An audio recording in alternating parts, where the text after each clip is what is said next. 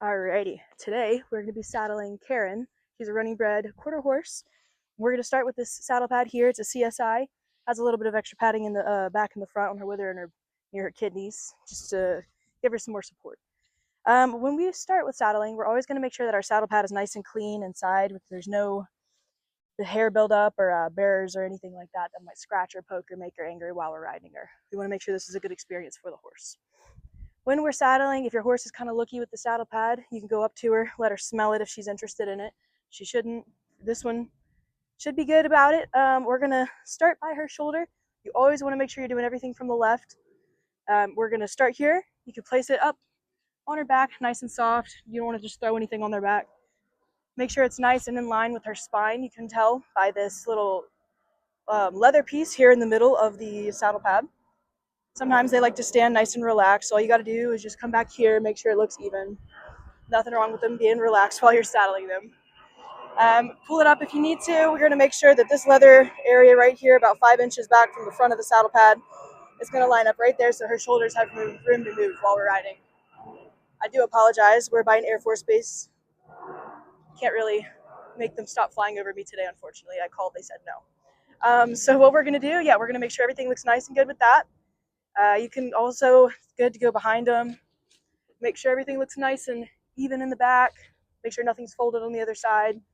And if that's good, you can go ahead and move on to the next step, which would be grabbing your saddle and placing it on her. Today I'll be riding in my friend's barrel saddle. It's got a higher cantle and a really big horn to grab onto. I'll be using, I'm thinking this 30-inch cinchal fitter. What we're going to do is you're always going to start, again, on the left. You're going to take your saddle, make sure you can pick it up nice and good. If you can, that's a good sign. That means you're not going to be banging it on her back when you throw it on. Pick it up and place it over her back nice and soft. Sometimes it helps to kind of pick up that stirrup and hang it on the horn just to get out your way, especially if you have like cinches and whatnot hung there.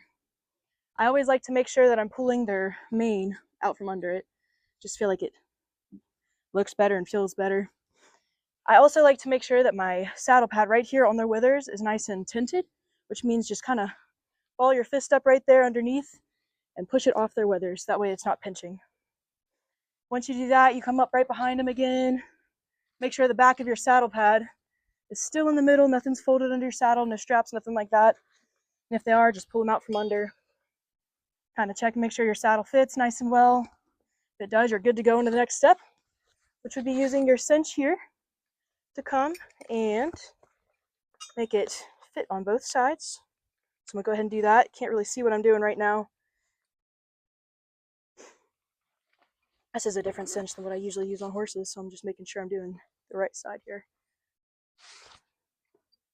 Yeah, I was doing it right. Okay. Yep, so you're just going to make it nice and even on the horse. That way nothing looks crazy. We don't want to have one side of the cinch pulled up super high and the other side not correct, because then the saddle won't stay in the middle like you want it to. And this also could create rub marks and whatnot on your horse's armpits. And it's okay to readjust, because some horses like to hold their breath whenever you're saddling them. Kind of like putting on a tight pair of jeans. Nobody likes to do that. So I'm going to come around to the other side. I'm letting her stand like this just because there's a trailer right here. I don't really feel like accidentally running into it, and that just wouldn't be preferential in my opinion. So now that we have that done, I'm going to make sure that this little metal piece is in the middle, and it looks like it's pretty good. I might have to go loosen it one hole. Not really sure if she blows or not, because I haven't really messed with this one yet. So we're going to make sure that this is nice and snug. Not too snug, because you don't ever want to crank down on that horse when you're first putting your cinch on, because it's not very nice. You want to make sure you're easing them into it. The horse likes to have things just cranked down super tight. That's just not nice. I think she does blow. I feel like I just heard her take a deep breath. So yep. Now I'm going to take a step back. I always take a step back just to kind of make sure everything looks like it's in the right spot. And it looks like it might be sitting just a tad bit far back. So all you got to do is loosen your cinch. Make sure there's plenty of room to move. Take off the cinch if you need to. And you can pull it forward just a little bit. That should fix it. So yep, I just like to nice and soft with it. There you go. And that is how we saddle. I'll go over bridling once we get to our riding. Alrighty, so now I have her ready to go. We're going to be bridling her. First thing you want to do with a horse when you're putting their bridle on is you never want to have your horse tied up, first of all. So I always like to take my horse off of wherever they're tied. You don't just leave the lead rope hanging because it could get wrapped around your foot and it just wouldn't be good. So I just kind of like to put it around my shoulder. I never loop anything around myself when it comes to horses. You're going to take your halter off. I use mostly rope halters. Take it off, and I always like to leave something around their neck just to grab them, just in case they decide to be silly guys and go somewhere else without my permission. So I like to loop it like that, and then I'll be using this bit today. This is what the owners told me she likes to ride in. So I like to take it, make sure everything looks nice and untangled, no loops, no silly business going on with that. I like to bring it right over their ears, nice and quiet. And then see if she'll let me do it.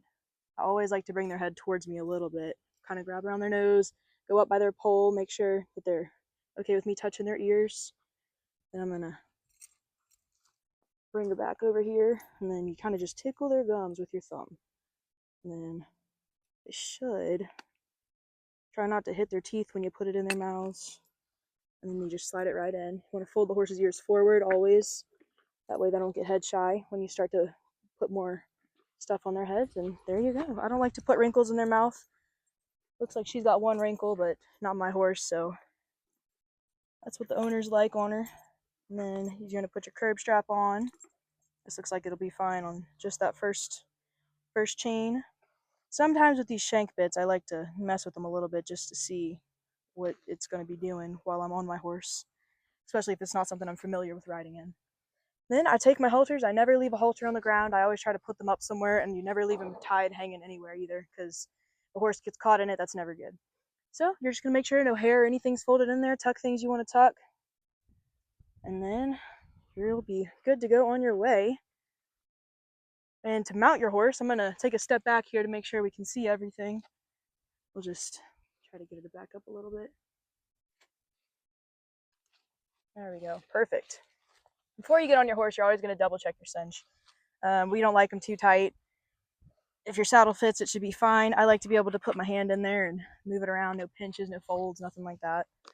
Then I always personally like to measure my saddles before I get on them because I don't ride in the same saddle every day. I take it, and if it reaches my armpits and I can touch the seat of the saddle, it's usually good for me, but I also ride English predominantly, so it might be a little bit short for some people.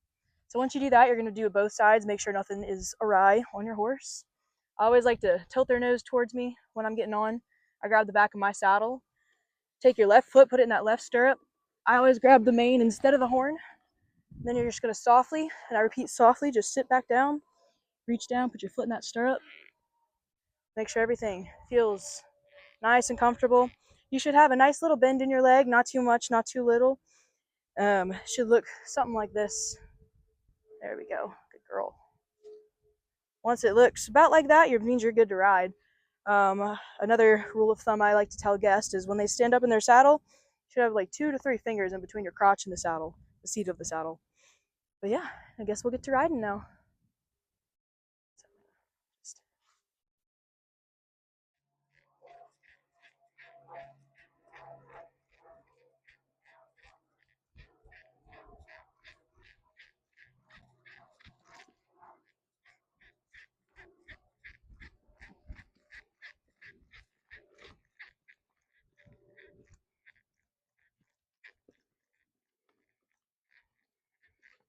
Easy.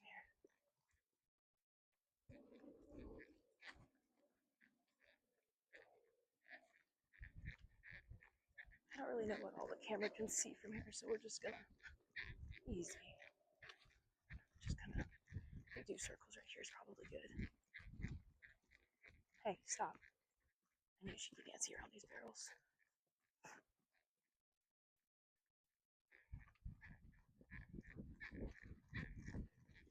Easy.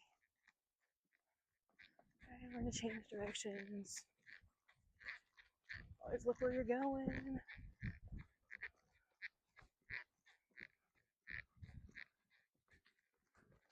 Hey, good girl. Try to get that head down.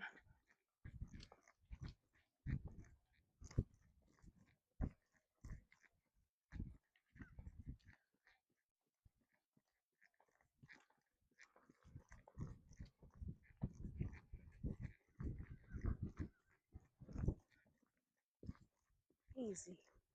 Good girl, right there.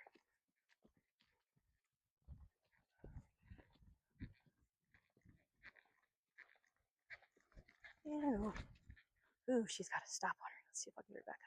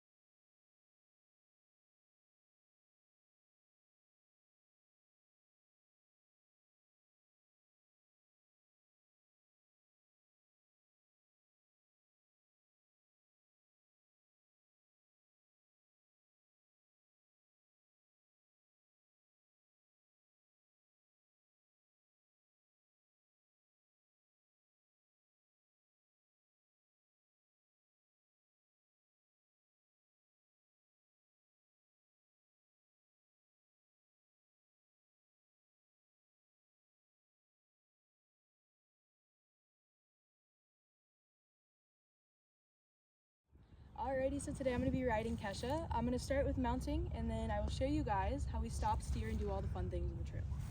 So these are my little split reins I have, so I always throw my reins over the horse's neck. And then come right underneath and pull it under one more time. Always check your cinch before you get on. Make sure it's snug but not too tight. When you're getting on your horse, you want to tilt their nose towards you. And just grab the back of your saddle wherever you want. She's kind of tall, but I don't have a mounting block, so we're gonna make do. You just sit down nice and soft. Make sure you're not pulling on their mouths when you get on. And then you're gonna put your feet in the stirrups. Whenever you put your feet in the stirrups, you're just gonna keep the ball of your foot in order to keep your heel down at all times. Whenever you get on your horse, we'll make sure we check your stirrups, and they'll be good length. Usually, a rule of thumb for me, about 2 or 3 fingers under your crotch in between the saddle and the seat of the saddle. To stop your horse, you're going to pull back until they respond. And whenever they stop, just put your reins back down, because they will start to back up if you do keep pulling backwards. To turn your horse to the right, you're going to open your rein and just kind of softly pull their nose to the right. If they don't want to go then you add a little pressure with your legs, and then you're good. To do the same thing to the, oh, that was the wrong way. To go to the right, this way, you're gonna just softly do the same thing. And stop whenever you're ready. To make your horse go forward, you're just gonna ask for a little bit of pressure with your legs, just maybe cluck and kiss a little if they don't respond to that. And just make sure once they do what you ask, you stop asking.